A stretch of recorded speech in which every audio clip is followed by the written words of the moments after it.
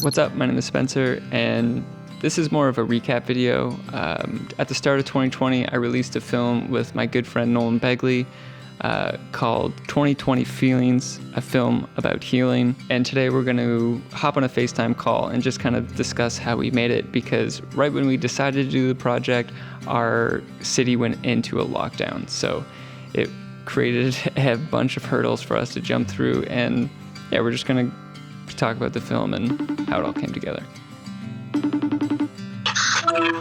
Yo, what's going on, man?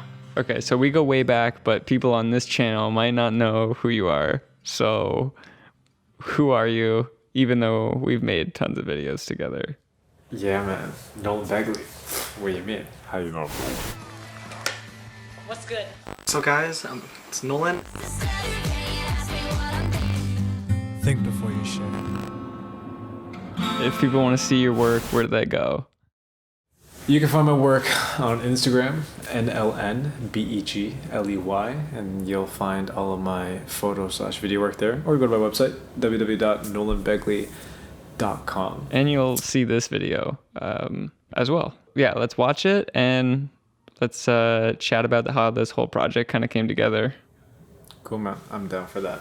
All right, let's get into it. Well,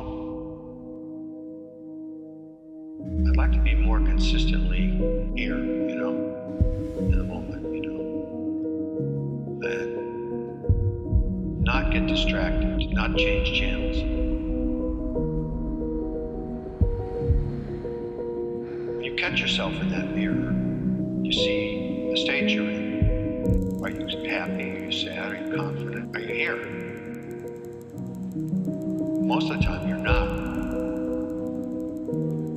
It's almost like you want to look away, because it's like, that's not me there. That's what I'm doing right now, but that's not necessarily me. Remember, come back, remember. This is your life. This is the only one you got.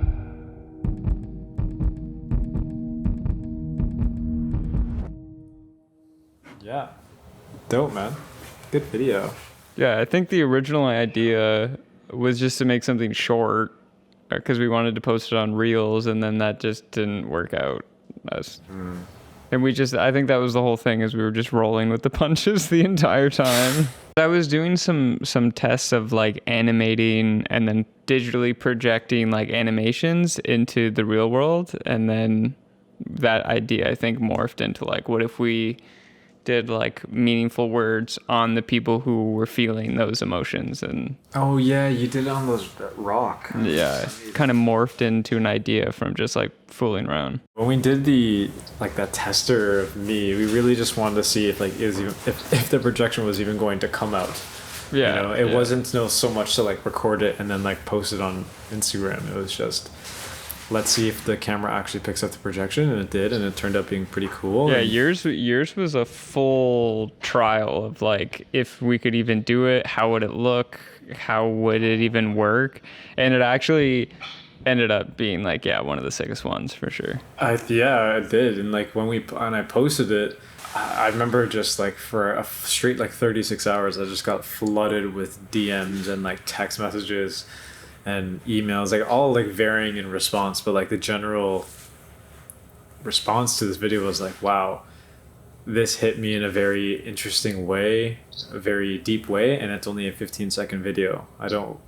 It's not a big deal for me to speak about how I'm feeling, because I feel like I've been an advocate for mental health for like a long ass time, but I don't know, I guess people just needed to see something and like literally Be able to relate. biggest words, being projected in my face, and for some reason that like struck a chord with people. And I think that's where like the meaning came into the project. Like once we got that response from the first round of viewers, that's when we were like, oh shoot, this project actually can be something. Well, I think that's when we its own. turned the idea of an idea into a project, when it was just like, Yes, oh yeah. shit, that's like, this is a thing, because people resonate, especially right now being in a pandemic and everyone's locked at home, feelings that are like all-time high. So we basically went from there, turned it actually into a project, because it was just like, why don't we do this with multiple people that we know? And yeah, started reaching out to people. And then as soon as we started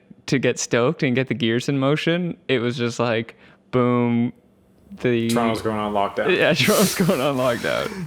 The first one we shot was 3 hours before Toronto went on lockdown. We were at our friend's house at like 9 p.m. or something like that, and like lockdown started at midnight, and we were like, well, this may be the first and last and the beginning and the end of this project that we just thought of.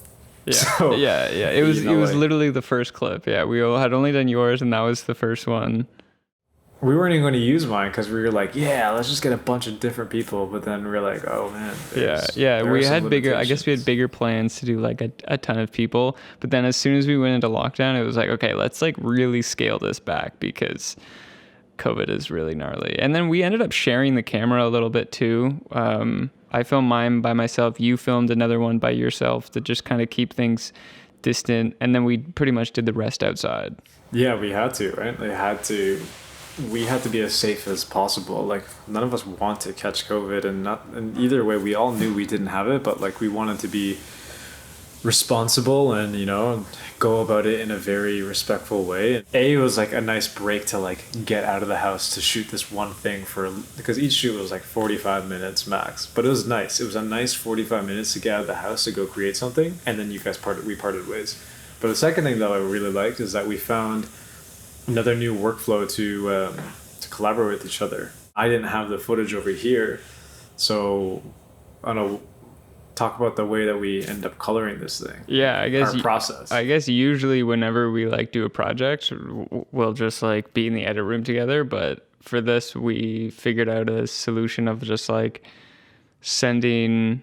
Oh, they weren't even DNGs; they were JPEGs that I was sending you, and you were literally editing them in Lightroom, and we were making a LUT based off that.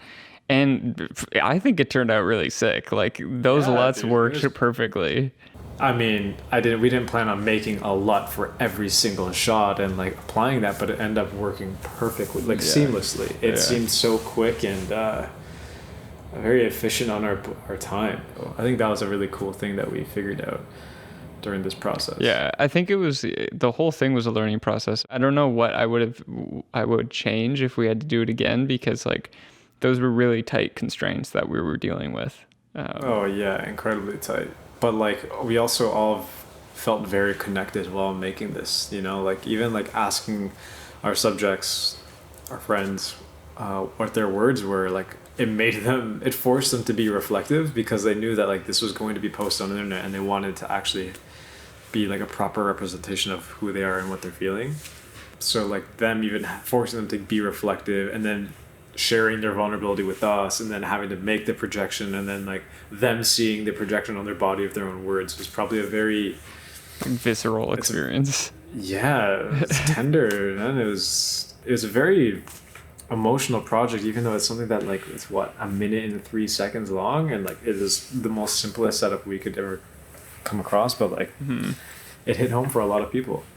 I always feel like we're meant to, especially you and I feel like we are meant to like help people and change people through our art or through whatever medium we have. And I feel like this kind of project was a really nice way of connecting with people, and almost like giving a lending hand and like sending our arm out to people to be like, it's okay to speak about how you're feeling, and it's the way you're feeling are validated. It's cool, and yeah, it just kind of like gave people permission to actually feel something and reflect. And not that even anyone needs permission, it's just yeah, but it's easy to like push that away, especially now, because it's not at the forefront right now and people don't want to think about that stuff. But yeah, I think our vision was to make it super short, and then that kind of morphed, and then at some point I think we were just like, all right, like let's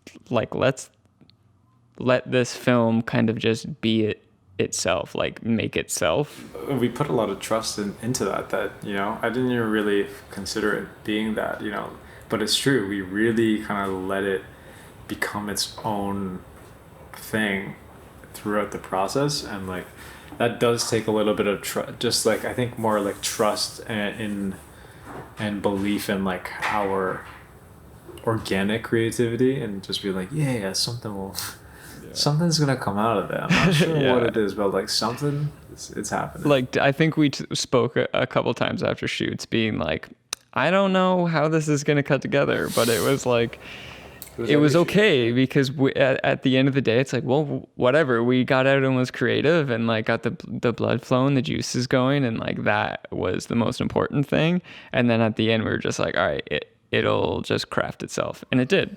And yeah, it did.